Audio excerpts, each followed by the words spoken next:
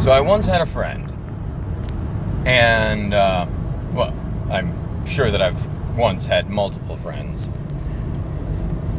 but I once had a friend, and we were talking about a few different things, and one of those things, I happened to reveal that one of my guilty pleasures, as I called it, was Lady Gaga. Or maybe it was Kelly Clarkson, or, oh dear, what's her name?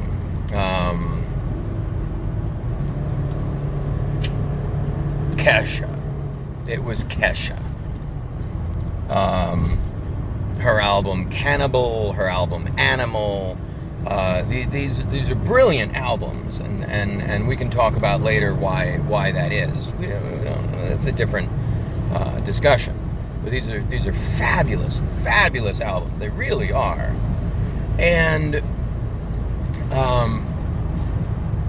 I used that term, guilty pleasure, implying that I felt bad about liking these albums. And my friend admonished me. She said, don't ever feel bad for the things that you like. Don't ever feel bad for the things that give you pleasure. And now that friend and I, we haven't spoken in quite a few years. There were some things we needed to talk about, and we didn't. And so we don't. Anyway, that's here nor there. The bottom line is that we were friends for about a decade, and a lot of what what transpired while we were friends, I hold very near and dear to my heart, and this is one of those moments. And so this idea of not believing in guilty pleasures, this is a thing. So sort of not being guilty about your kinks or whatever. Like, it is what it is. You like what you like, and that is that. And so that brings me to today. Today is Anthony Bourdain Day. Anthony Bourdain was a world-renowned traveler and food aficionado, shall we say. Food and culture ambassador. And he traveled the world, and he introduced so many of us to so many cultures and foods and people. And his words and his thoughts and his emotions could chip away at barriers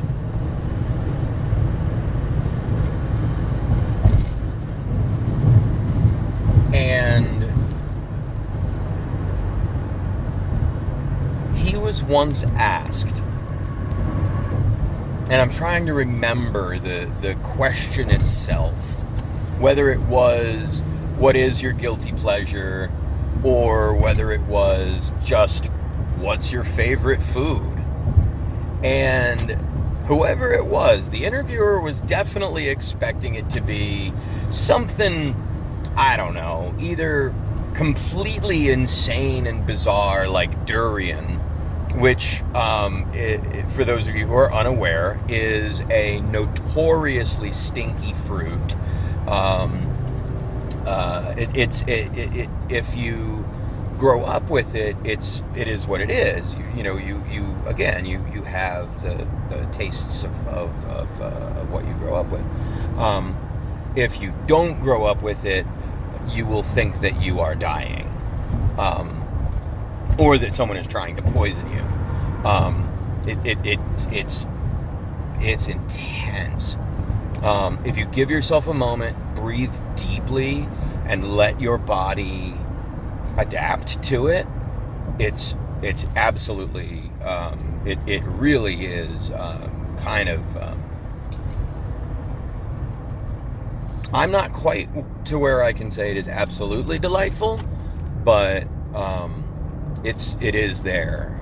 It's got a vanilla custard aspect to it with some guava, some sort of notes of mango. It's pretty cool. Try it in a slushie. If you want to hold down the vent, the colder it is, the more that is held down. There's an episode of Bizarre Foods with Andrew Zimmern where he has it in I believe, a Filipino curry. Not obviously a Indian style curry, but curry just in the definition of curry.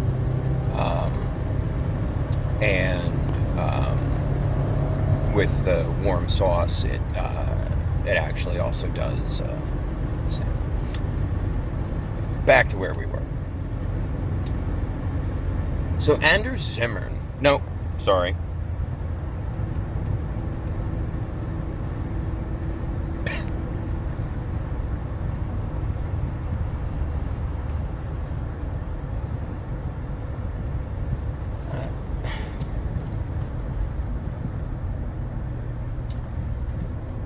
I can't believe I just did this.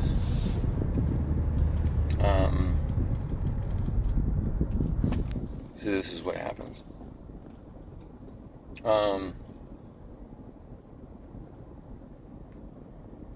Good thing I've got a computer where I can edit this part out. Jesus. The hell is his name?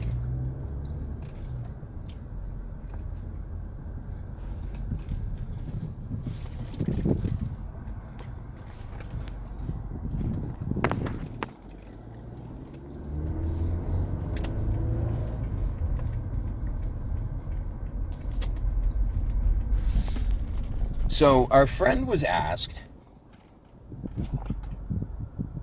what is your, whether your favorite food or what's your guilty pleasure? And his response, Popeyes, mac and cheese. Popeyes, mac and cheese.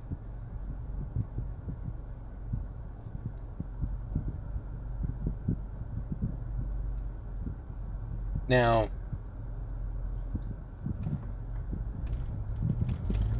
he succumbed a few years ago to symptoms of depression and a few other diseases.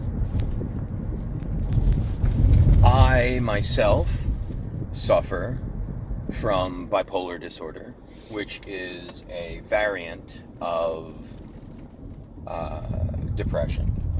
Sometimes it is defined as bipolar depression because its primary defining feature is, of course, a period of what's called a major depressive episode. But it also has to have features of manic or hypomanic episodes. And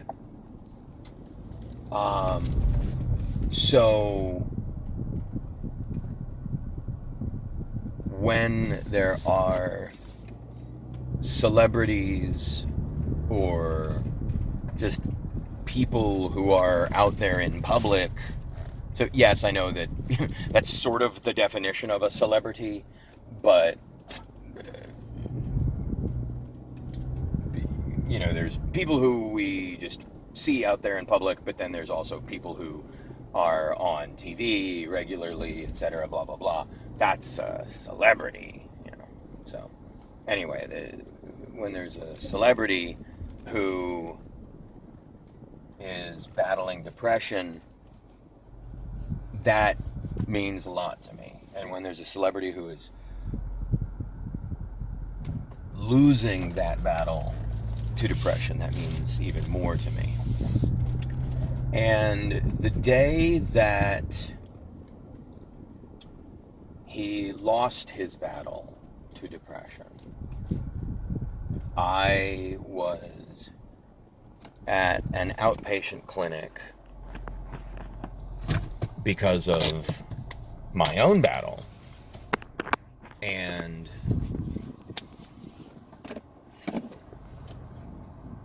I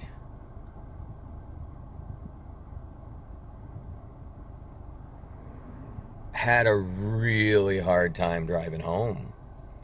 And so I conveniently was able to stop off and purchase some mac and cheese in Anthony's honor.